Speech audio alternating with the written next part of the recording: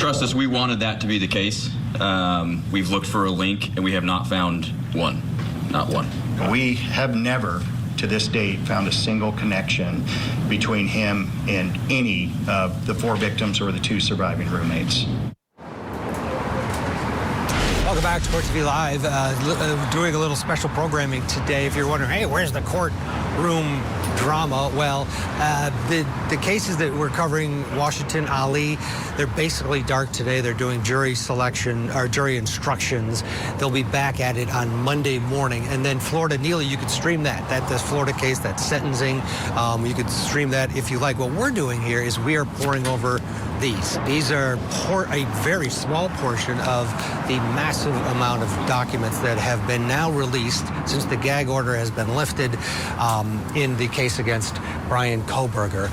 And we're going through and basically reading them along with you. It's more of this hour. Jack Rice is with us along with Kelly Craft. It's kind of like a Court TV podcast. We're kind of sitting around reading and discussing it because it's so unique. This case is unique. We know all about it, right? We know what we know from the case for years. Now we know more. So we're sharing the information that we've been given. And Kelly, we're going to dive. We were just last segment, we were talking about the surviving roommates. Now we're going to switch gears and take it from the police perspective, what they saw, what they observed in those initial moments of walking into this house of horrors. Yeah, I mean, it has been such a big document dump, and we've been looking at these details and reading about how those frenzy moments that were taking place right when law enforcement ended up showing up. So at this point, we're going to focus on Corporal Brett Payne. He was one of the first police officers to enter that crime scene, and this is what he says that he saw when he entered Xana Kernodle's bedroom. So let's go ahead and take a look at that. So there was a large amount of blood on the floor around Kernodle as well. I could see numerous sounds on Kernodle's arms or marks on her hands. That was wounds. Wounds. Yeah, wounds and on her hands and face, which appeared to have been caused by an edged weapon. And then just next to her on the west wall was a small white nightstand, and that appeared to have been moved as it was pushed against the wall at an odd angle. There was blood on this nightstand in various locations. So it goes on to say what he saw when he observed wounds on Ethan Chapin as well. So, Jack, again, just going through these documents, talking about the officers responding. So when he further went on, he said that I could not clearly see the wounds to Chapin's head and neck area, but could see a very large amount of blood on the bed, as well as what appeared to be blood spatter on the wall next to Chapin's head and neck. And then he also went on to say, I noticed 2 large cuts to the back of Chapin's legs. The wounds appeared to be deep into the tissue, but were difficult to see due to Ethan's body position. Jack, obviously a very gruesome crime scene to come upon for that first responder. I think, first of all, about this officer. I mean, I think about these 4 victims, and it's brutal, and it's brutal as I think about their families. But I think about this officer, and I can only say it like this. I recall many years ago being involved in a double homicide, and it was a knife situation, and to be at the crime scene not long thereafter, before it was cleaned up, and those pictures that are written out, those will never do it justice, ever. And the problem is that this officer, to this day, sees them. He remembers the back of his legs. He remembers the wounds to the arms. He remembers what the knife wounds and defensive wounds can look like. He remembers all of this. And they don't leave. They just find a place to rest. And so we have to think of that. But you realize what he also has to do is he also has to now control that. Is that the crime scene? The answer is yes and no, because that's the first room.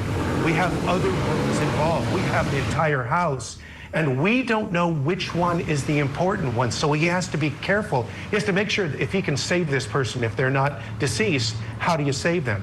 The second thing you have to do is control it, because there may be evidence that's being destroyed by him simply by walking in the room, and he knows that too.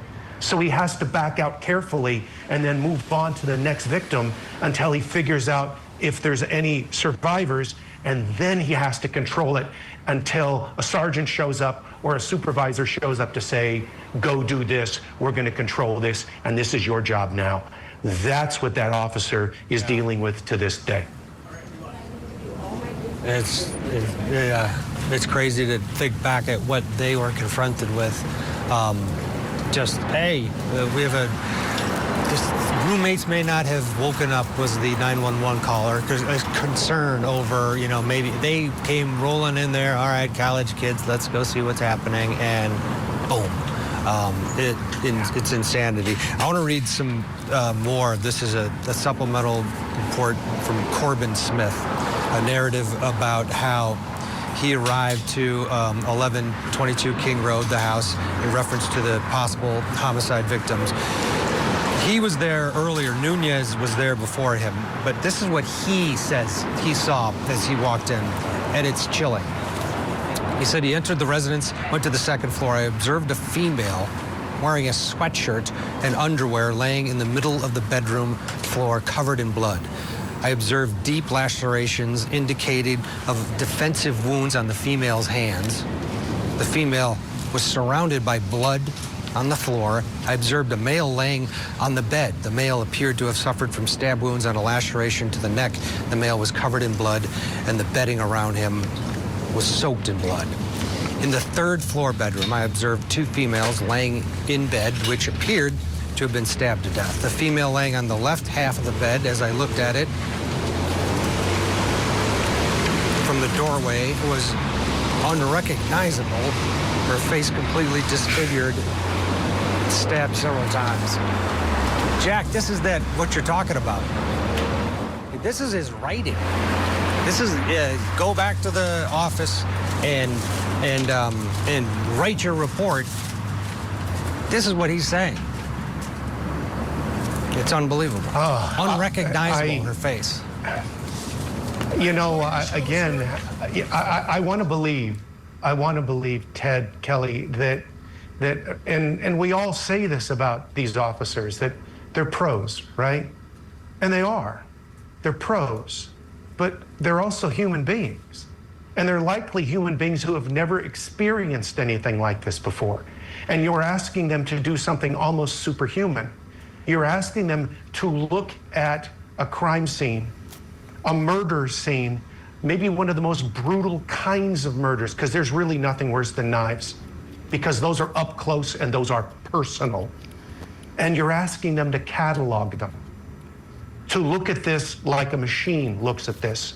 So then you can memorize it all, pack it in your head, go back to the station and write down everything that you remember. You talk about the defensive wounds to the hands.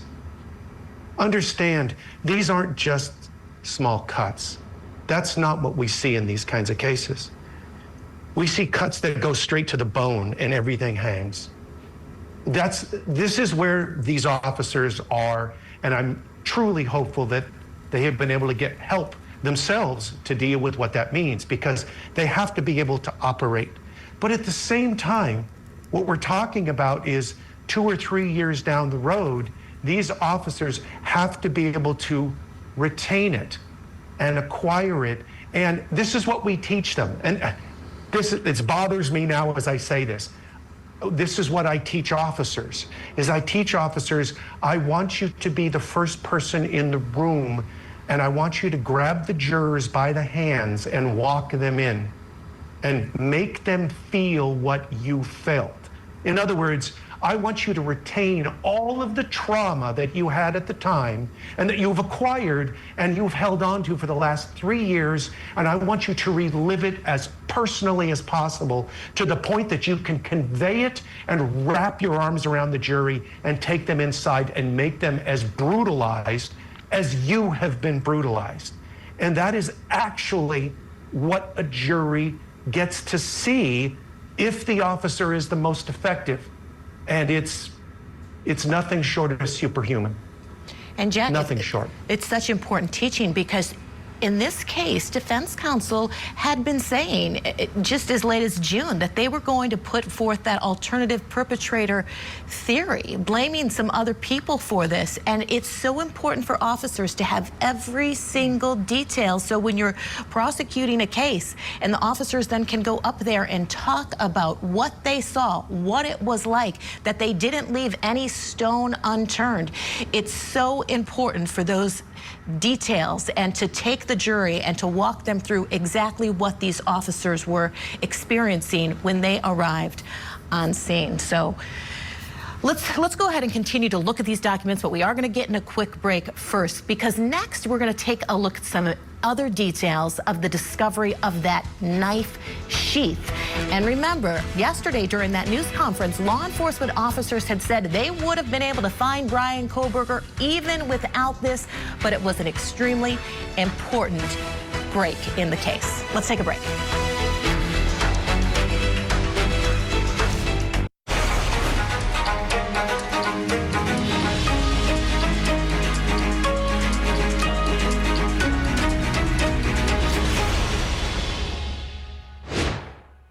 We do know that another weapon was used on Kaylee. So we don't know what that weapon was, but they didn't recover it. Along with the knife was recovered, but Kaylee was not just stabbed. There was other things that happened to Kaylee. Listening to the Gonsalves family give that news conference outside the Boise courthouse. This was after Bryan Kohberger was sentenced. Welcome back to Court TV, everyone. I'm Kelly Craft, along with Ted Rollins, who is joining us live from Boise, Idaho, and our guest this hour, criminal defense attorney and former prosecutor Jack Rice. So this hour, we're bringing you a look at those newly released documents in the Idaho student murders case. The documents, they are really shedding light. Ted's holding them up. They're shedding light onto what really happened to Kaylee Gonsalves, Madison Mogen, Xana Kernodle, and Ethan Chapin. Hundreds of documents were released by the police department within hours of Kohberger being sentenced to life in prison. So in this next part of the documents... Hey, Kelly, that soundbite was interesting because the Gonsalves family, they know, they've been briefed, obviously, of the condition of Kaylee. We just found that out. That document that I was reading the last segment, that's Kaylee, whose face was unrecognizable. So they obviously have been briefed on that, and that is why it makes sense. Because what they were saying yesterday, afterwards, saying there's a second weapon, they, and that Kaylee had these other injuries. Nobody. We didn't know exactly what they were talking about. Then when you add the document dump into it, you can see from their perspective of what they know in terms of what happened to their daughter. And man, think about, this family has been so strong, and those victim impact statements yesterday, very aggressive towards Kohberger. All right, I get it. Yeah, he absolutely butchered their daughter. Ted, in that news conference yesterday, I know that law enforcement, they were asked about this, about another possible weapon. And, but yeah, like you mentioned, the Gonsalveses at that news conference, they were saying that there for certain was one. Yeah, and the officer said no, that they didn't have evidence of another weapon.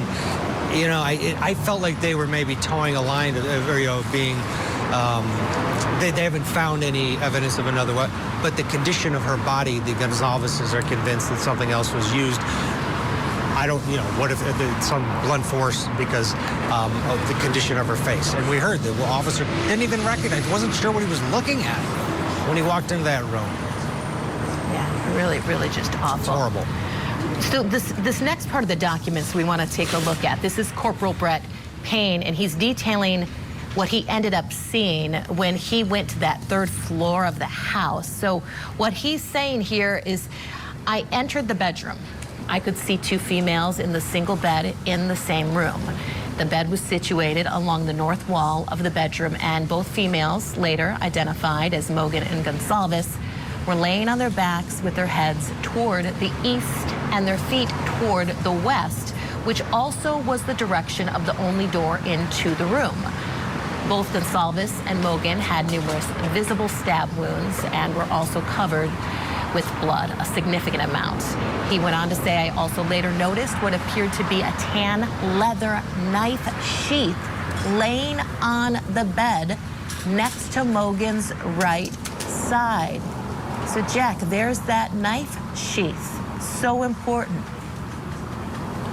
It's critical when you realize what this means now. We know that this deputy had already been on the second floor. You can imagine what he is feeling as he walks up those steps. As he walks up the stairs to that third floor and walks into this room and finds 2 more victims brutalized, and then to find a piece of evidence. And he has to be almost on automatic pilot at this point. He has to almost be in a space where he's saying, this is my job, this is what I do, this is what I signed up for, this is why I went to the academy. And he's working his way through this, and he has to systematically scan that room. And it would be easy to simply turn away.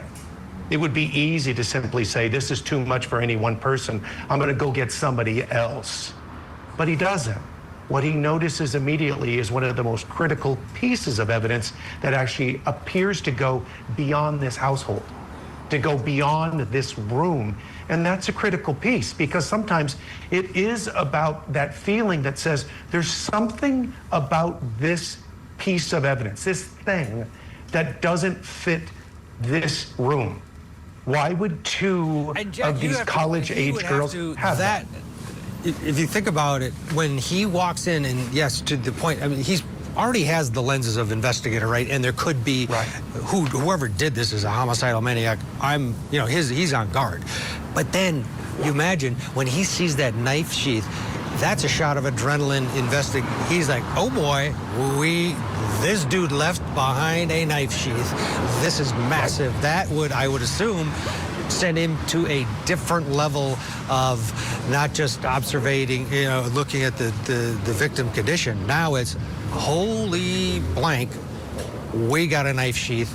Get away. We got to make sure we handle this properly, and this could be the key, right?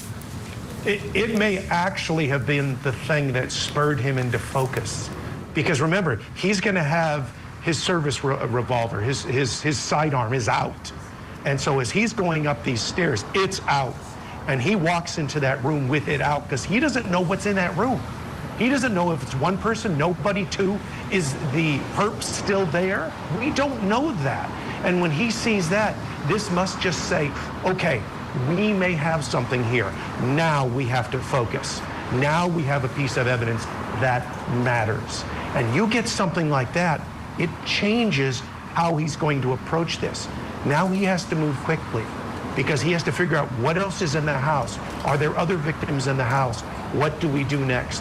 And he's already calling for backup. That happened immediately already. And so what you have is a call that goes out for something like this. It's every available officer, not just in the beat that would cover this. They come from outside. It could be Moscow police. It could be those outside. It could be State Patrol. It could be anybody else from other jurisdictions. I can tell you, I've handled murder cases, and you see people come from everywhere because when they hear about a murder, they want to help. That's what officers do.